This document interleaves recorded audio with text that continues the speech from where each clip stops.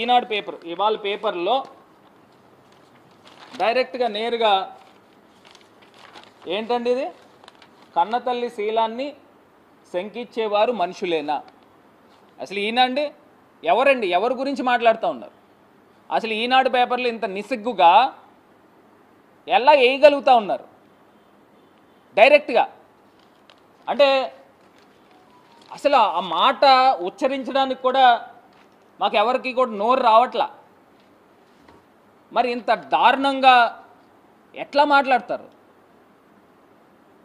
అసలు నిజంగా దాని గురించి మాట్లాడాలని అంటే నిజంగా ఒక్కసారి చంద్రబాబు నాయుడు గారు నిజంగా ఈ మాటలు మాట్లాడారా, ఆ పదాలు మాట్లాడారా? మరి ఎలా మాట్లాడతారు? ఇదే తెలుగుదేశం పార్టీకి సంబంధించి డైరెక్ట్గా ఈనాడు పేపర్లో ఎవరైతే వర్ర రవీంద్రారెడ్డి గారి పేరు మీద ఫేక్ అకౌంట్ల ద్వారా ఈ పోస్టులు చేశారని చెప్పి నేరుగా అక్కడ పోలీస్ స్టేషన్లో ఆయన కంప్లైంట్ పెట్టారు. ఆయన కంప్లైంట్ పెట్టినప్పుడు ఆ ఏరియా డిఎస్పీనో మరి ఏఎస్పీనో ఆయన మాట్లాడిన మాటలు ఒకసారి పోలీసు వారికి కూడా మీడియా ద్వారా ఒకసారి ప్రజలకు కూడా తెలియాలి కాబట్టి ఒక్కసారి ఆ పోస్ట్ కూడా నేను చూపిస్తాను.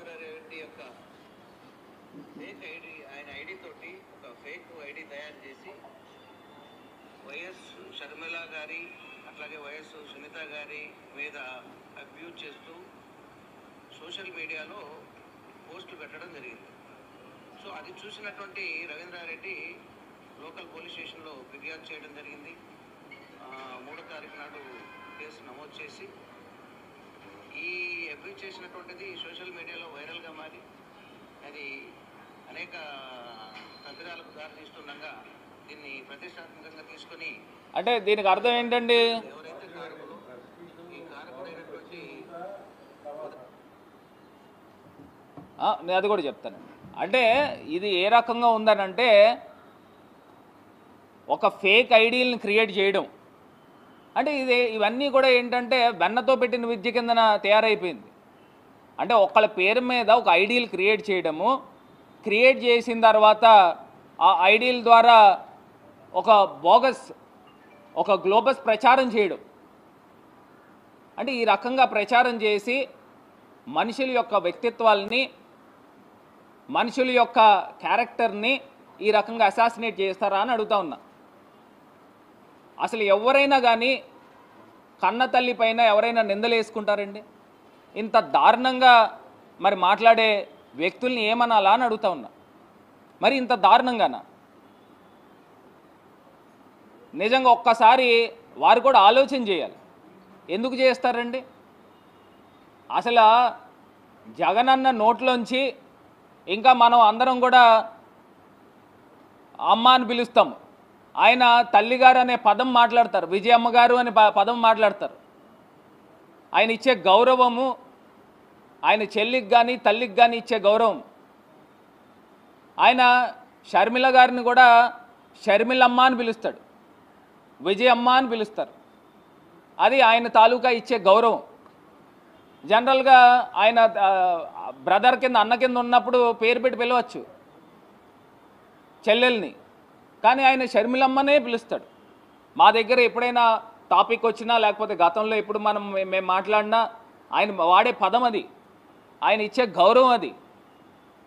మనం జనరల్గా మేము ఇంట్లో మా చెల్లిని పేరెట్టే పిలిచేస్తాం, కానీ జగనన్న అట్లా కాదు. అమ్మ అని దానికి వెనకాతల దాని వెనకాతల ఆ పదం చేర్చి మరి జగనన్న మాట్లాడతాడు. అది ఆయనకున్న విజ్ఞత.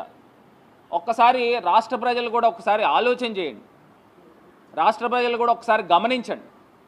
అంటే ఈనాడులో హెడ్లైన్స్లో నేరుగా ఆ రకంగా పదాలు వాడచ్చా అని అడుగుతా ఉన్నా.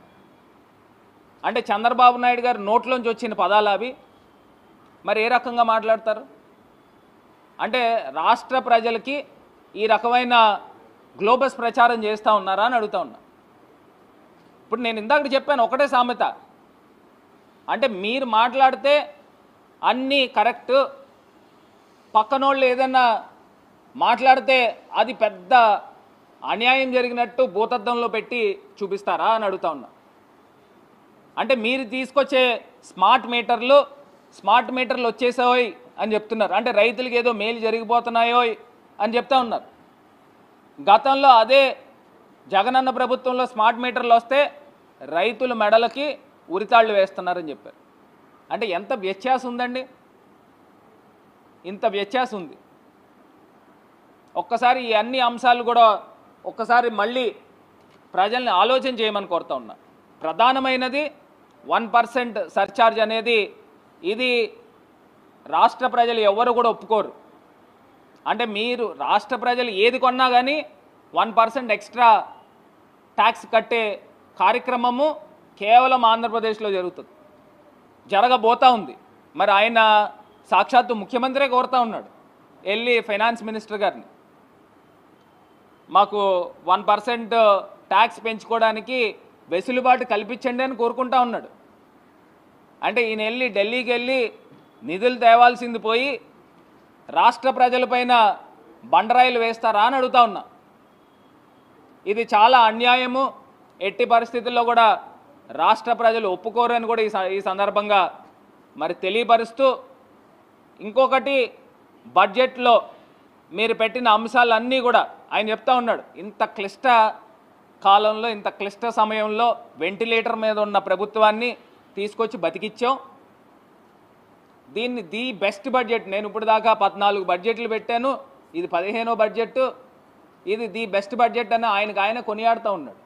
నేను అడుగుతా ఉన్నా ఇదే చంద్రబాబు నాయుడు గారిని, మీరు సూపర్ 6 హామీలు మీరు అంశాలు పెట్టారు. ఆ సూపర్ 6 హామీల్లో నేను నేరుగా అడుగుతా ఉన్నా, మీరు తల్లికి వందనం అన్నారు.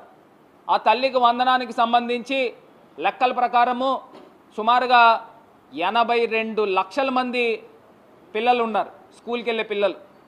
దానికి సంబంధించి సుమారుగా 12,000 కోట్ల రూపాయలు అవసరమైతే మీరు కేవలం 5,000 కోట్ల రూపాయలే బడ్జెట్లో దాంట్లో పెట్టారు. అంటే మీరు ఎంతమంది పిల్లల్ని చదివిద్దాం అనుకుంటున్నారు?